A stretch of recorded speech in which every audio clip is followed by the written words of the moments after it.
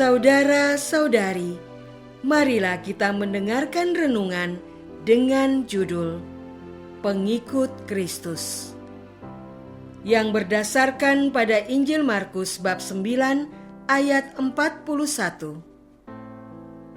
Yesus bersabda, "Sesungguhnya barang siapa memberi kamu minum secangkir air oleh karena kamu adalah pengikut Kristus, ia tidak akan kehilangan upahnya." Dalam nama Bapa dan Putra dan Roh Kudus. Amin. Saudara-saudari terkasih dalam nama Tuhan Yesus Kristus. Pada suatu ketika, Yohanes berkata kepada Yesus, "Guru, kami lihat seorang yang bukan pengikut kita mengusir setan demi namamu. Kami cegah orang itu, karena ia bukan pengikut kita." Yesus menjawab pertanyaan itu dengan bersabda, "Jangan kamu cegah dia, karena tidak seorang pun yang telah mengadakan mujizat demi namaku dapat seketika itu juga mengumpat aku. Barang siapa tidak melawan kita, ia ada di pihak kita. Aku berkata kepadamu, sesungguhnya barang siapa memberi kamu minum secangkir air oleh karena kamu adalah pengikut Kristus, ia tidak akan kehilangan upahnya.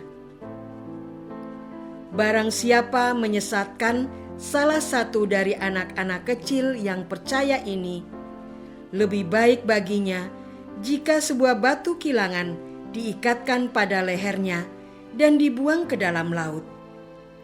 Jika tanganmu menyesatkan engkau, penggalah, karena lebih baik engkau masuk ke dalam hidup dengan tangan kudung daripada dengan utuh kedua tanganmu dibuang ke dalam neraka, ke dalam api yang tak terpadamkan. Jika kakimu menyesatkan engkau, penggalah, karena lebih baik engkau masuk ke dalam hidup dengan timpang daripada dengan utuh kedua kakimu dicampakkan ke dalam neraka." Saudara-saudara terkasih, manusia adalah makhluk ragawi. Hubungan antara manusia pada umumnya ditentukan berdasarkan ciri-ciri fisik, seperti baju seragam, bahasa yang sama, makanan yang sama. Ciri-ciri fisik ini akan berubah seiring waktu.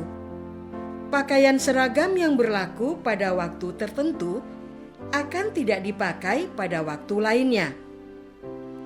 Makanan yang diminati di suatu daerah tidak terkenal di tempat lain. Menjadi pengikut Yesus tidak ditandakan dengan ciri-ciri fisik, tetapi terletak pada tindakan yang dilakukannya. Dengan tindakan itu, orang lain akan mengetahui identitas kita. Kita pun harus terus berupaya menjiwai dan melaksanakan tindakan-tindakan tersebut. Tindakan yang paling sederhana, seperti memberi orang lain air minum, sudah menunjukkan orang itu murid Yesus. Tentu saja, seseorang yang memahami ajaran Yesus tidak akan mengumpat Yesus. Sayangnya, tidak semua orang yang mengaku murid Yesus mau melakukan tindakan-tindakan yang menjadi ciri murid Yesus. Memang tidak mudah menjadi murid Yesus. Saudara-saudara terkasih, bagaimanakah ciri-ciri orang yang bukan pengikut Yesus? Berdasarkan perikop di atas, orang yang tidak memberi orang lain air minum, yang menyesatkan anak kecil, yang tubuhnya menyesatkan hidupnya, adalah bukan pengikut Yesus. Ciri-ciri di atas masih ditambahkan, tetapi prinsipnya adalah orang yang tidak berbuat kebaikan bagi dirinya dan orang lain adalah bukan pengikut Yesus. tuntutan atas mereka yang tidak menjalankan ajaran Yesus sungguh keras. Tertulis di perikop di atas antara lain, sebuah batu kilangan diikatkan di lehernya dan ia dibuang ke laut. Memenggal tangannya, memenggal kakinya. Yesus bersungguh-sungguh dalam menyampaikan ajarannya. Kita pun dituntut bersungguh-sungguh menjadi murid Yesus. Tidak bisa sementara, tidak boleh main-main. Jangan hanya coba-coba, bukan tergantung situasi dan kondisi. Menjadi pengikut Yesus harus fundamentalis dan radikal, seumur hidup dan menjaminkan hidupnya. Mengapa Yesus menuntut sedemikian berat? Karena Yesus sendiri sudah menjalankan hal ini. Yesus memberikan hidupnya bagi keselamatan manusia dengan menderita sengsara dan wafat di kayu salib. Saudara-saudara terkasih, banyak orang kudus sudah menunjukkan keseriusannya dalam menjadi pengikut Yesus. Mereka bahkan menyerahkan hidupnya demi mempertahankan imannya. Santo Maximilianus Maria Kolbe menyerahkan dirinya dihukum di kamar gas untuk menggantikan seorang Yahudi. Santo Aloysius Gonzaga merawat warga Roma yang terpapar wabah pes, hingga dirinya juga terjangkit dan meninggal. Santa Teresa Kalkuta meninggalkan biaranya yang tenang untuk merawat gelandangan yang hampir mati di pinggir jalan. Santo Yohanes Paulus II mendatangi penjara di mana penembak dirinya ditahan. Santo Franciscus Saverius menghabiskan seluruh waktu hidupnya untuk menyebarkan ajaran Yesus ke negeri-negeri yang jauh.